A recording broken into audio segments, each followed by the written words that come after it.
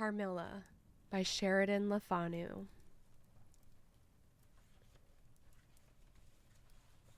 Chapter 13. The Woodman. There soon, however, appeared some drawbacks. In the first place, Millarca complained of extreme languor, the weakness that remained after her late illness, and she never emerged from her room till the afternoon was pretty far advanced. In the next place, it was accidentally discovered, although she always locked her door on the inside and never disturbed the key from its place till she admitted the maid to assist at her toilet, that she was undoubtedly sometimes absent from her room in the very early morning, and at various times later in the day, before she wished it to be understood that she was stirring. She was repeatedly seen from the windows of the Schloss, in the first faint gray of the morning, walking through the trees in an easterly direction, and looking like a person in a trance. This convinced me that she walked in her sleep, but this hypothesis did not solve the puzzle. How did she pass out from her room, leaving the door locked on the inside? How did she escape from the house without unbarring door or window? In the midst of my perplexities, an anxiety of a far more urgent kind presented itself. My dear child began to lose her looks and health, and that in a manner so mysterious and even horrible that I became thoroughly frightened. She was at first visited by appalling dreams, then, as she fancied, by a spectre, sometimes resembling Millarca, sometimes in the shape of a beast, indistinctly seen, walking round the foot of her bed from side to side. Lastly came sensations. One not unpleasant, but very peculiar, she said, resembled the flow of an icy stream against her breast. At a later time, she felt something like a pair of large needles pierce her, a little below the throat, with a very sharp pain. A few nights later, followed a gradual and convulsive sense of strangulation, then came unconsciousness. I could hear distinctly every word the kind old general was saying, because by this time we were driving upon the short grass that spreads on either side of the road as you approach the roofless village which had not shown the smoke of a chimney for more than half a century. You may guess how strangely I felt as I heard my own symptoms so exactly described in those which had been experienced by the poor girl who, but for the catastrophe which followed, would have been at that moment a visitor at my father's chateau. You may suppose, also, how I felt as I heard him detail habits and mysterious peculiarities which were, in fact, those of our beautiful guest Carmilla. A vista opened in the forest. We were all of a sudden under the chimneys and gables of the ruined village, and the towers and battlements of the dismantled castle, round which gigantic trees are grouped, overhung us from a slight eminence. In a frightened dream, I got down from the carriage, and in silence, for we had each abundant matter for thinking, we soon mounted the ascent, and were among the spacious chambers, winding stairs, and dark corridors of the castle. And this was once the palatial residence of the Karnsteins, said the old general at length, as from a great window he looked out across the village, and saw the wide, undulating expanse of forest. It was a bad family, and here its blood-stained annals were written, he continued. It is hard that they should, after death, continue to plague the human race with their atrocious lusts. That is the chapel of the Karnsteins, down there. He pointed down to the gray walls of the Gothic building, partly visible through the foliage, a little way down the steep. And I hear the axe of a woodman, he added, busy among the trees that surround it.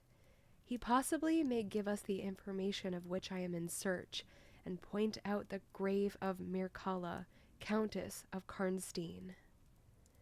These rustics preserve the local traditions of great families, whose stories die out among the rich and titled so soon as the families themselves become extinct. We have a portrait at home of Mircalla, the Countess Karnstein. Should you like to see it? Asked my father. Time enough, dear friend, replied the general. I believe that I have seen the original, and one motive which has led me to you earlier than I at first intended was to explore the chapel which we are now approaching. What? See the Countess Mircalla, exclaimed my father. Why, she has been dead more than a century. Not so dead as you fancy, I am told, answered the general. I confess, General, you puzzle me utterly, replied my father, looking at him, I fancied, for a moment with a return of the suspicion I detected before. But although there was anger and detestation, at times, in the old general's manner, there was nothing flighty. There remains to me, he said, as we passed under the heavy arch of the Gothic church, for its dimensions would have justified its being so styled, but one object which can interest me during the few years that remain to me on earth, and that is to wreak on her the vengeance which, I thank God, may still be accomplished by a mortal arm. What vengeance can you mean? Asked my father, in increasing amazement. I mean to decapitate the monster, he answered, with a fierce flush and a stamp that echoed mournfully through the hollow ruin, and his clenched hand was at the same moment raised, as if it grasped the handle of an axe, while he shook it ferociously in the air. What? Exclaimed my father, more than ever bewildered. To strike her head off. Cut her head off? Aye, with a hatchet, with a spade, or with anything that can cleave through her murderous throat. You shall hear, he answered, trembling with rage, and hurrying forward he said, That beam will answer for a seat. Your dear child is fatigued. Let her be seated, and I will, in a few sentences, close my dreadful story. The squared block of wood, which lay on the grass-grown pavement of the chapel, formed a bench on which I was very glad to seat myself, and in the meantime the general called to the woodman, who had been removing some boughs which leaned upon the old walls, and, axe in hand, the hardy old fellow stood before us. He could not tell us anything of these monuments, but there was an old man, he said, a ranger of this forest, at present sojourning in the house of the priest, about 2 miles away, who could point out every monument of the old Karnstein family, and, for a trifle, he undertook to bring him back with him, if we would lend him one of our horses in little more than half an hour. Have you been long employed about this forest? Asked my father of the old man. I have been a woodman here, he answered in his patois, under the forester all my days. So has my father before me, and so on, as many generations as I can count up. I could show you the very house in the village here in which my ancestors lived. How came the village to be deserted? Asked the general.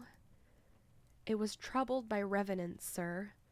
Several were tracked to their graves, there detected by the usual tests, and extinguished in the usual way, by decapitation, by the stake, and by burning, but not until many of the villagers were killed. But after all these proceedings according to law, he continued, so many graves opened, and so many vampires deprived of their horrible animation, the village was not relieved. But a Moravian nobleman, who happened to be traveling this way, heard how matters were, and being skilled, as many people are in his country, in such affairs, he offered to deliver the village from its tormentor. He did so thus. There being a bright moon that night, he ascended, shortly after sunset, the towers of the chapel here, from whence he could distinctly see the churchyard beneath him. You can see it from that window.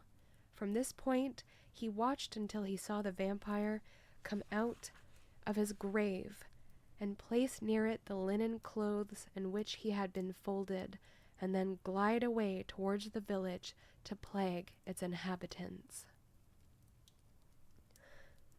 The stranger, having seen all this, came down from the steeple, took the linen wrappings of the vampire, and carried them up to the top of the tower, which he again mounted. When the vampire returned from his prowlings and missed his clothes, he cried furiously to the Moravian, whom he saw at the summit of the tower, and who, in reply, beckoned him to ascend and take them. Whereupon the vampire, accepting his invitation, began to climb the steeple, and so soon as he had reached the battlements, the Moravian, with a stroke of his sword, clove his skull in twain, hurling him down to the churchyard, whither, descending by the winding stairs, the stranger followed and cut his head off, and next day delivered it and the body to the villagers, who duly impaled and burnt them.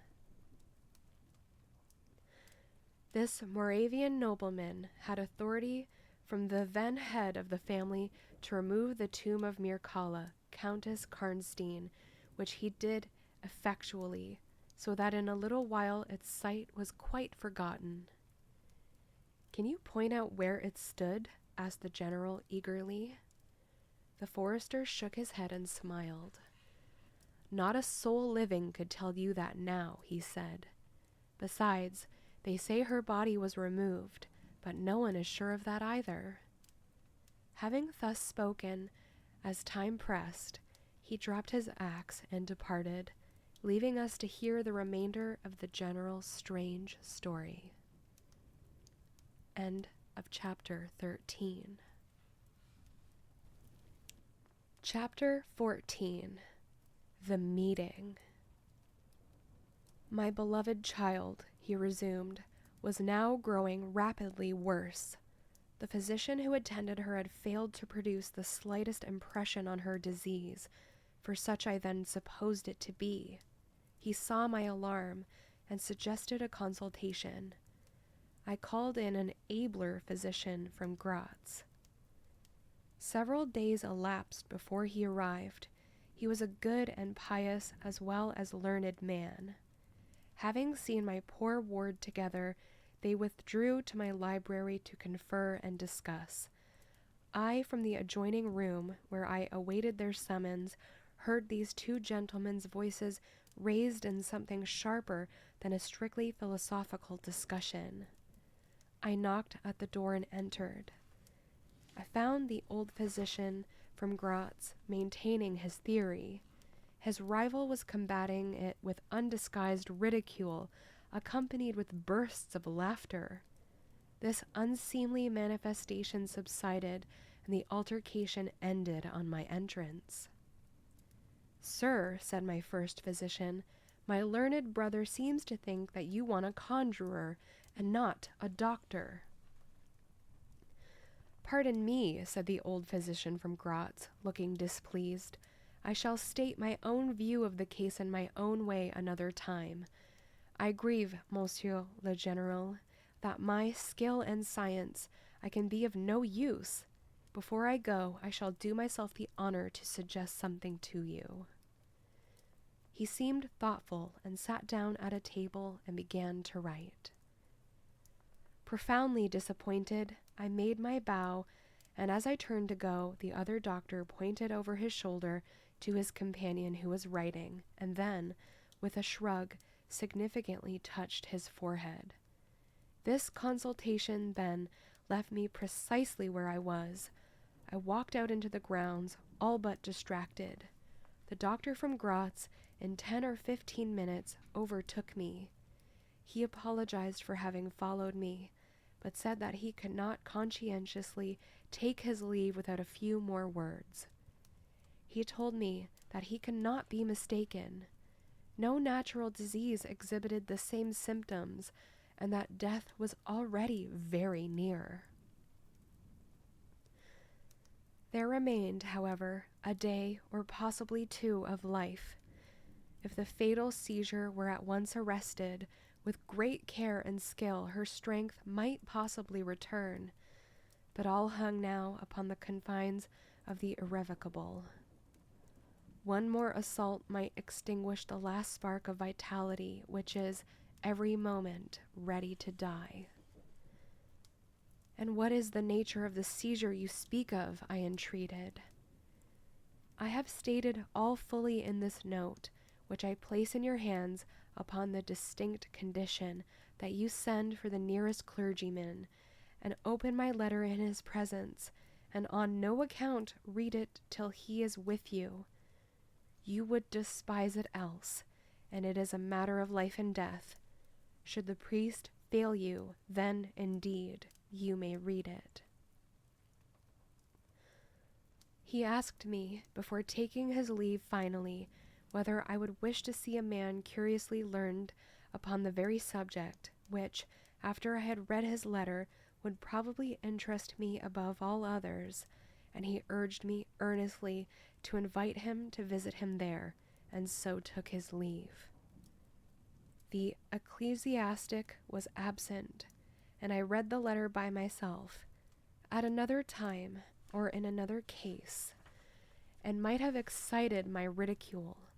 But into what quackeries will not people rush for a last chance, where all accustomed means have failed, and the life of a beloved object is at stake? Nothing, you will say, could be more absurd than the learned man's letter. It was monstrous enough to have consigned him to a madhouse. He said that the patient was suffering from the visits of a vampire. The punctures, which she described as having occurred near the throat, were, he insisted, the insertion of those 2 long, thin, and sharp teeth, which, it is well known, are peculiar to vampires, and there could be no doubt, he added, as to the well-defined presence of the small livid mark, which all concurred in describing as that induced by the demon's lips, and every symptom described by the sufferer was exact conformity with those recorded in every case of a similar visitation. Being myself wholly skeptical as to the existence of any such portent as the vampire, the supernatural theory of the good doctor furnished, in my opinion, but another instance of learning and intelligence oddly associated with some one hallucination. I was so miserable, however, that rather than try nothing, I acted upon the instructions of the letter. I concealed myself in the dark dressing room that opened upon the poor patient's room, in which a candle was burning, and watched there till she was fast asleep. I stood at the door, peeping through the small crevice, my sword laid on the table beside me, as my directions prescribed, until, a little after 1, I saw a large black object, very ill-defined, crawl, as it seemed to me, over the foot of the bed, and swiftly spread itself up to the poor girl's throat, where it swelled in a moment into a great palpitating mass. For a few moments I had stood petrified. I now sprang forward with my sword in my hand. The black creature suddenly contracted towards the foot of the bed, glided over it, and, standing on the floor about a yard below the foot of the bed, with a glare of skulking ferocity and horror fixed on me, I saw Millarca. Speculating I know not what, I struck at her instantly with my sword, but I saw her standing near the door unscathed. Horrified, I pursued and struck again. She was gone, and my sword flew to shivers against the door. I can't describe to you all that passed on that horrible night. The whole house was up and stirring. The spectre Millarca was gone. But her victim was sinking fast, and before the morning dawned, she died. The old general was agitated. He did not speak to him. My father walked to some little distance and began reading the inscriptions on the tombstones, and thus occupied, he strolled into the door of a side chapel to prosecute his researches. The general leaned against the wall, dried his eyes, and sighed heavily. I was relieved on hearing the voices of Carmilla and Madame, who were at that moment approaching. The voices died away. In this solitude, having just listened to so strange a story, connected as it was with the great entitled dead whose monuments were mouldering among the dust and ivy round us, and every incident of which bore so awfully upon my own mysterious case, in this haunted spot, darkened by the towering foliage that rose on every side, dense and high above its noiseless walls, a horror began to steal over me, and my heart sank as I thought that my friends were, after all, not about to enter and disturb this triste and ominous scene. The old general's eyes were fixed on the ground as he leaned with his hand upon the basement of a shattered monument. Under a narrow, arched doorway, surmounted by one of those demoniacal grotesques in which the cynical and ghastly fancy of old Gothic carvings delights, I saw very gladly the beautiful face and figure of Carmilla enter the shadowy chapel. I was just about to rise and speak, and nodded smiling in answer to her peculiarly engaging smile, when with a cry the old man by my side caught up the woodman's hatchet and started forward. On seeing him, a brutalized change came over her features. It was an instantaneous and horrible transformation, as she made a crouching step backwards. Before I could utter a scream, he struck at her with all his force, but she dived under his blow and, unscathed, caught him in her tiny grasp by the wrist. He struggled for a moment to release his arm, but his hand opened, the axe fell to the ground, and the girl was gone. He staggered against the wall. His gray hair stood upon his head, and a moisture shone over his face, as if he were at the point of death. The frightful scene had passed in a moment. The first thing I recollect after is Madame standing before me and impatiently repeating again and again the question, "Where is Mademoiselle Carmilla?" I answered at length, "I don't know. I can't tell. She went there," and I pointed to the door through which Madame had just entered, only a minute or two since. But I have been standing there in the passage ever since Mademoiselle Carmilla entered, and she did not return. She then began to call, "Carmilla," through every door and passage, and from the windows, but no answer came. "She called herself Carmilla?" asked the general, still agitated. "Carmilla, yes," I answered. "Aye," he said, "that is Millarca. That is the same person who long ago was called Mircalla, Countess Karnstein. Depart from this accursed ground, my poor child, as quickly as you can. Drive to the clergyman's house and stay there till we come. Be gone. May you never behold Carmilla more. You will not find her here." End of chapter 14.